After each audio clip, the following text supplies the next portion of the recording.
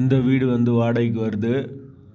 2 bedroom, hall, kitchen, bike பார்க்கிங்கோடு வந்துடும். Car நிப்பாட்டணும்னா வெளியே நிப்பாட்டிக்கலாம். யாருக்கு விருப்பம் இருக்கோ அவங்க மெம்பர்ஷிப் ஆகிட்டு கால் பண்ணுங்கள். ஓனர் நம்பர் தரப்படும். நீங்கள் டைரெக்டாக ஓனர்கிட்ட பேசி இந்த வீடை முடிச்சுக்கலாம். எந்த ஒரு மீடியேட்டர் சார்ஜும் கிடையாது. யாருக்கு விருப்பம் இருக்கோ அவங்க மட்டும் தொடர்பு கொள்ளுங்கள்.